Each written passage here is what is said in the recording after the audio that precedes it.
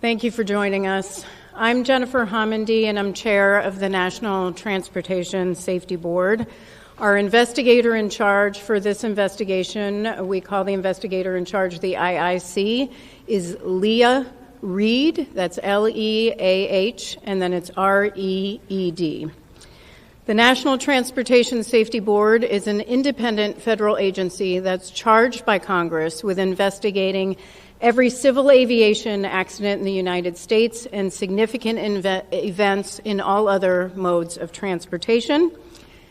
As you know, we're here to investigate yesterday's crash of a Bell 206 L-4 helicopter into the Hudson River near Jersey City, New Jersey. The helicopter departed the downtown Manhattan Wall Street heliport in New York at about 14:50 for an air tour flight. The helicopter is owned by Meridian Helicopters, LLC, which is based in Broussard, Louisiana, and operated by New York Helicopter Charter, Inc. Before I go on, I want to extend on behalf of the entire NTSB our deepest condolences to those who lost loved ones in this tragic event. I also want to start by thanking the first responders. This was a tremendous effort. And I want to thank specifically, first and foremost, the mayor for allowing us to be here in City Hall and do this press conference, and for all the support that you've given us and the team. I also want to thank the Jersey City Office of Emergency Management, the Jersey City Police Department, Jersey City Fire, Jersey City EMS, Port Authority of New York and New Jersey Police Department, the New Jersey Park Police, the New Jersey Transit Police Department, Hudson County Office of Emergency Management, the NYPD Special Operations, FDNY Special Operations, New York City Office of Emergency Management, the United States Coast Guard, the Army Corps of Engineers, and so many others that we will continue to mention in our follow-up press briefings. Now, I want to set expectations for this press conference. This crash occurred yesterday at about 3:15 p.m., so we're not even 24 hours later. Rightfully, the focus yesterday was on, first and foremost, victim recovery, and then wreckage recovery.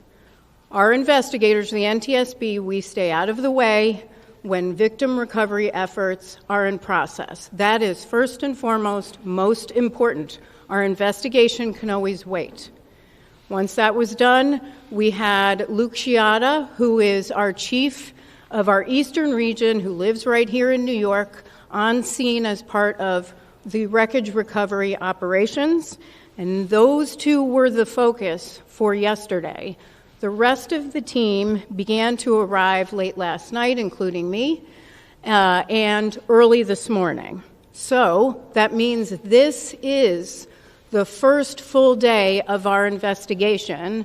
And as you can see, our investigators are out doing some of the work that I'm about to talk about in just a second. But as far as information sharing today, I am not going to share a lot of investigative information. We have a lot of information, but we do not speculate. We need to confirm information. That is a process that takes time. So I will say, I understand that you have a lot of questions, and we will attempt to answer them over the coming days. A little bit about our team and our process. We have 17 people who are here on scene. That includes 10 investigators. They are supported by a minimum of 10 experts back in our headquarters in Washington, D.C. The on-scene specialists, they are experts, and they have the following specialties. Operations, they'll focus on the helicopter operator. They'll look at the owner of the helicopter itself, and they will look at pilot qualifications and other information. We have experts on helicopter airworthiness, on structures, and on systems. We also have our evidence management team here, as well as our transportation disaster assistance team, which is responsible for working with the family to get them the assistance they need throughout the course of the investigation, not just here on scene, but in the coming days, weeks, and months throughout the investigation to the issuance of our final report, and sometimes for months and years beyond. The wreckage exam began this morning. Our team, I was there, our team began pulling components and the engine off the wreckage and other components that they would like to more closely examine. Most of their focus was to turn it upright and move the helicopter or the wreckage inside so that they can begin to do a more comprehensive examination and get to the other side of the wreckage that was against the pavement. We also are aware that there are dive teams. The New York Police Department is still diving for components and pieces of the helicopter that we are still looking to recover. Those include the main rotor, the main transmission, the roof structure, and the tail structure, and we appreciate all of their hard work. And then we have a whole team that is collecting the standard information that we normally gather as part of any investigation, which includes pilot qualifications, logbooks, history of the helicopter, maintenance logs, and so forth. We do have the logbooks for the pilot. The pilot held a commercial pilot certificate with rotorcraft and instrument ratings. The pilot reported 450 hours of total flight experience on his most recent medical, which was issued on September 20th, 2024. As of March 29th, 2025, the pilot accumulated about 788 hours of total flight time. We still need to calculate flight time in that Bell helicopter, and I'll have more information on that hopefully tomorrow, because he previously was flying a Robinson 44. Now, what we are hoping is that we are able to get the public to send us any photos or video you may have, or if you want to contact us because you believe that you have information that could be pertinent to our investigation, please reach out to us, provide that information to us. We will get in contact with you at the following email address: witness@ntsb.gov. That's witness@ntsb.gov. Now, I will take some questions. Again, a reminder, I know there will be questions for very detailed investigative information. I am happy to talk about the team, their qualifications, the process. I am not going to speculate on investigative information. We are very factual, and we will provide that in due course. So I will call on you. Please state your name, your affiliation for me. Sure. It's Matthew Chase of Newsday. To the extent you're able to share this, is there a preliminary cause? I realize you gave that early talk. Is there a cause preliminarily that you can share with us? The question is there a preliminary cause? We do not have a preliminary cause. That takes time. As I stated, our team focused on helicopter airworthiness and structures and systems is at the facility with the wreckage, doing the wreckage exam. That takes time. Of course, it takes time to also gather information, records that we need to comb through, so we do not have that at this time. And just to mention, as regarding cause, We will not speculate on cause ever, but we will not be determining any sort of preliminary or probable cause at the scene of an accident. We don't do that. What we are doing here is gathering the perishable evidence, the evidence that we need to gather for our investigation. When it comes to maintenance logbooks and other materials, we can look at those materials later on. What we need to do is look at the wreckage now. We need to focus on finding some of the additional components and structures that we're looking for, conduct witness interviews, and gather the records that we need. We can review the records later, so that probable cause will not occur for quite some time. Yes, ma'am, and then we'll go here.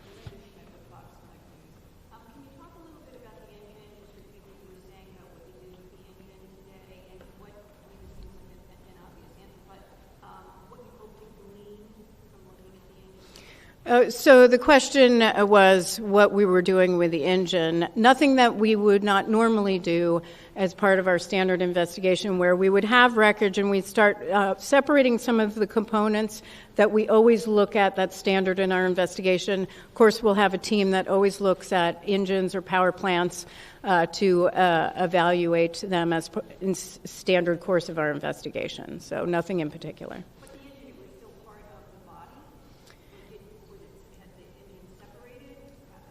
It was in the wreckage, and so we separated it from the helicopter so we could take a closer look at it in a more upright position.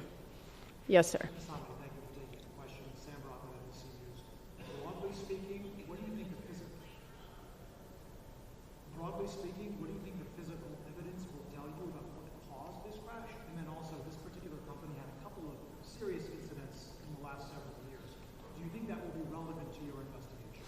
The question is, what will us looking at as part of this investigation on scene tell us about cause, and what will we be looking at related to the safety history as part for this particular helicopter company? First of all, we always look at safety history. That's a standard part of all of our investigations, so we'll collect that, not just from the Federal Aviation Administration, that is a party to every single one of our investigations, but we'll also ask those questions in interviews and get other information that will help us get a very broad view and detailed information about the safety history of this particular operator and also the owner of the helicopter itself. With respect to what will it tell us on scene about our investigation, the evidence right now, everything is on the table. We don't rule anything out. We take a very detailed and comprehensive view, and it's way too early in the investigation. It will be too early on scene. That's much later in the investigation. Yes, ma'am.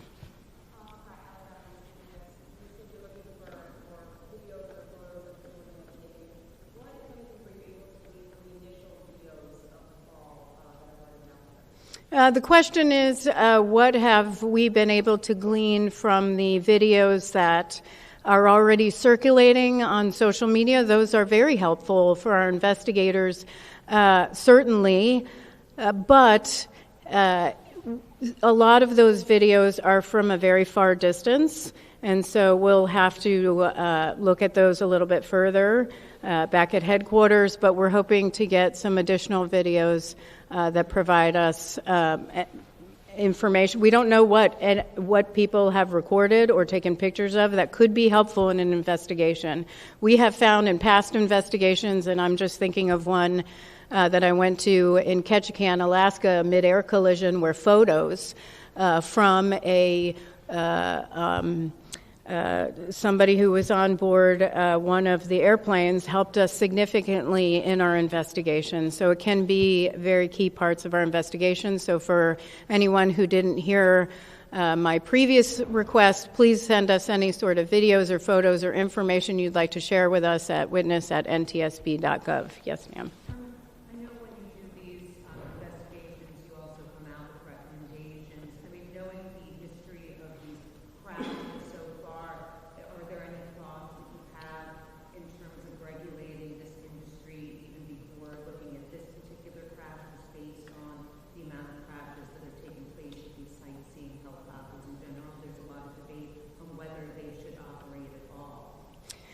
So the question is, do we have any sort of concerns or have we issued any sort of safety recommendations in the past about these type of air tour operations?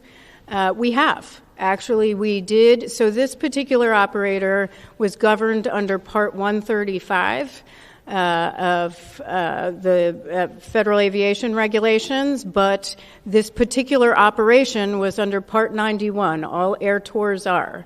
We have issued an entire report on Part 91 operations with respect to revenue passengers. We believe in one level of safety strongly. And that may not look like regulation for a major commercial airline, but we do believe that they should be regulated. We have issued recommendations in the past on recorders, crash-resistant recorders. We've issued numerous recommendations on safety management systems, on particular regulations for Part 91. It's too early to say what we would recommend as part of this investigation. However, this is a concern that we've raised for a number of years. Certainly we raised this after the Fly Nyan crash, and in a specific report that we have online at ntsb.gov focused on Part 91 revenue passenger operations. And so I would direct you actually to that report. It was very comprehensive about our recommendations, specifically about air tour operators. And if you can't find that, our media relations team can help provide that information, because we did issue a set of recommendations to improve safety in this area. That will be part of the question is, was this operator complying with those recommendations? Those are recommendations, not regulations, but we would have to look at that, and that will be standard in this investigation. So thank you very much, sir. And then I'm going to go over here. Have we recovered the rotor? We are looking for the main rotor and the tail rotor right now.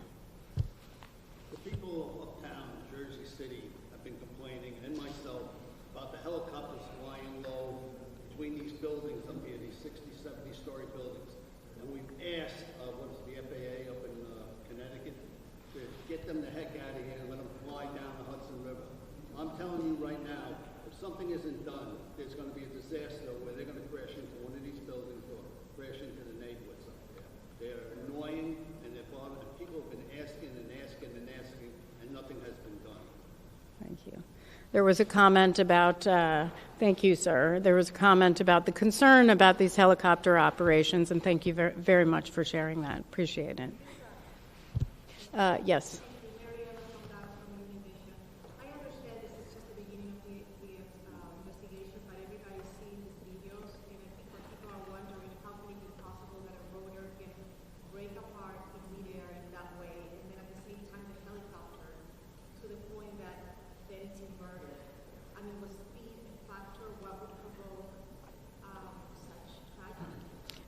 The question is, what would result?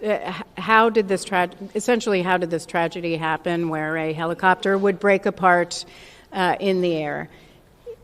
I understand that is a significant concern and a question on everyone's mind. It is going to take time. We need to do a very thorough examination of the wreckage to determine what occurred first and how that occurred. Once we have that, we'll be able to release that to the public. Some more questions? Yes. Sure.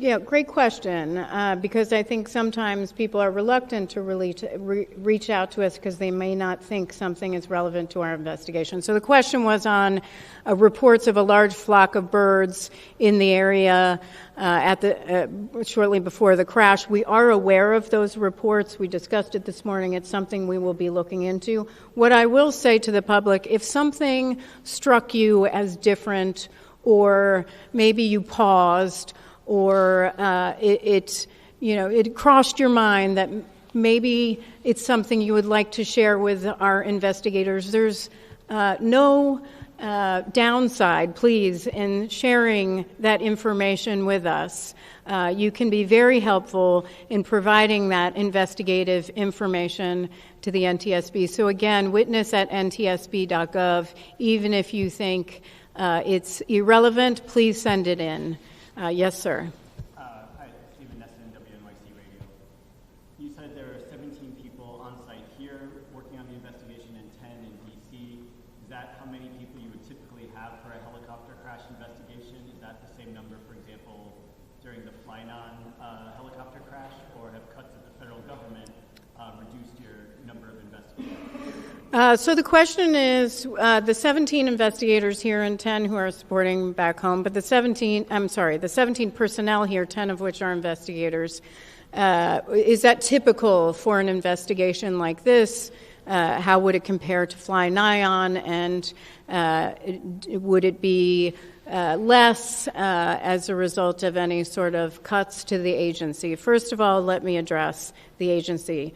We have not experienced any personnel losses other than typical retirements in our agency. Our agency has been provided with, by the administration, thank you, an exemption from the deferred resignation program. We got a hiring exemption for several investigative positions within each of our transportation modes, so we can bring our numbers up to help us in our investigation, and that is critical. So we have not suffered in any way. With respect to comparison on Fly-Nyon, I don't know how many investigators were here on Fly-Nyon. Certainly our media team can provide that to you. It really isn't... What I will say for our investigations is when an accident occurs, we look at what might be areas we want to look into. How many people can we send based on the rest of our workload? And because we have a pretty heavy workload right now, and that is the decision making that goes into what expertise do we need and who do we want to send. That is what feeds into that. So it might vary depending on the investigation. Okay, that is the end of questions today. What I will ask is that you monitor X, which is NTSB_newsroom, and also NTSB.gov, which is our website, which will have updates on future press conferences. Thank you so much for your time.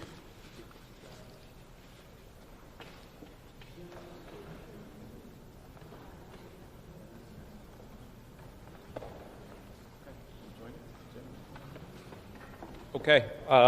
If there's any questions to our emergency management or director of the police, we could answer those as well.